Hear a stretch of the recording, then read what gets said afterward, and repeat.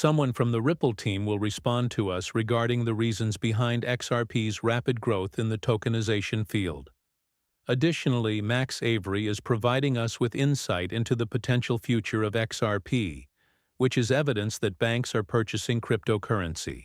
I have it all, kids. This video has much more than that. We will discuss RLUSD, its location, and any updates. I have some amazing news for you regarding ROSD. Let's begin by playing this. I appreciate you returning, and I hope you're having a good week. Yes, it appears like the market is improving. It appears that some of that vitality may be returning. Keep a watch on. Since it's going to be on, you guys need to prepare yourself. Bitcoin begins to surpass $100,000. Co-altcoins joke coins. Leave the FA alone, please. That's what you need to do. In other words, there won't be any more Bitcoin Ethereum altcoins or funny coins, so you should leave. That's the only thing to it. When it comes to RWA and institutional DeFi, tokenization is the beginning of everything. We're just trying to make institutions more useful and lower the barriers to entry. Multi-purpose coins are the name of a new idea we put forward. They're kind of like a ticket that can be used in a few different ways. Developers and token issuers can now link metadata directly to the token object on-chain. Tokenization is the beginning of any kind of on-chain finance's lifecycle, which means you need stable or can use them to pay. Instead of the traditional or legacy fungible token on the XRP ledger, letting an object stand alone. This works better for things like bonds, where you want to keep the term's duration and interest rate on an off-chain object. We're really trying to look at these use cases and make sure we have the building blocks and standards to support them well, and give users the best experience possible when they bring TRDFI to blockchain. Okay, there is a lot of really useful information there. You can add even more details with these and this new method, right? And worth information that is worth something to some tokens to illustrate. If a treasury bond is made, there may be, or at least there will likely be, a unique token for each bond that shows your investment in that bond start date. The end amount that was put in the amount is involved, the amount that you will be paid back, and any other useful information that you think is important. I think that level of clarity is what organizations need to jump in, okay? Max Avery claims that experts are downplaying it. I realize that my reading isn't always accurate, but that's not right. It seems like experts aren't giving XRP much of a chance to go where it might go. Afterward, I'll tell you what I believe. Experts aren't giving XRP the credit it deserves, because it still seems and feels like it's too easy for most of them to guess where XRP is priced based on its market cap. Indeed, but let's face it, if large institutions begin integrating a significant amount of XRP into the system, we're talking about trillions of dollars with real-world applications and demand. A whole different discussion than what will be used to forecast prices. Consider the upcoming derivatives that are being made on the XRP ledger, which is some very powerful financial machinery. Another thing that many people overlook is that XRP's low price is only good until the volume increases. If the ledger becomes too full and starts to slow down, it kind of defeats the purpose of a fast payment system. David Schwartz has stated that in the long run, cheap XRP doesn't make much sense.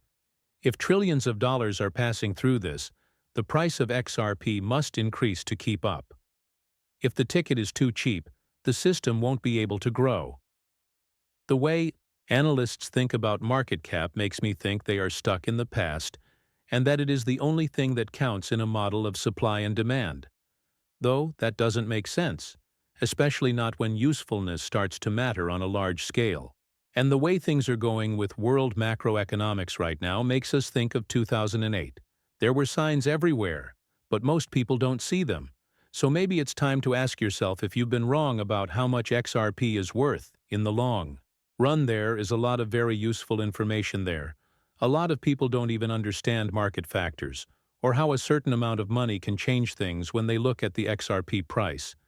And that could have a big effect on the market cap, as A hole because of things like low liquidity. That means we don't know how that will be filled in. The future will, first billion, have a 50x or 100x multiplier. What about the next billion? Will it have a 25x or 50x multiplier? Do you get what I mean? Is it going to keep getting smaller as more money comes in? I also believe that many people are not seeing the real potential. Is that right? Those who assume that Bitcoin will save the store of value ought to consider what happens when you have a store of value and all the necessary items in the world. You know what people do when they learn about it, don't you? Oh, I neglected to mention that I made 100% on Bitcoin last year. Everything is going well. This is just a random individual conversing with their golf buddies or whatever. I made $100, which is 100%. Well, what else could I purchase? They then go on to Ethereum, XRP, and possibly Cardano, which is what we need to observe. Can institutions recognize that kind of demand? 1%, 5%, or 10% being put into investments, like big amounts of money, are being put into the crypto market. And I believe that's where do you remember where we're going. It looks like banks and other companies are moving. Right, it's been here retail. We need that money, but we've been by ourselves for a long time. Don't get it wrong, right? It's not possible to do both. We can't take a libertarian view and say that banks and other companies should not be allowed in, and you should know that banks and other companies are where all the money is if you want to be rich. Our store can't do much, we can do some things, but bigger groups can do a lot more. We need that money.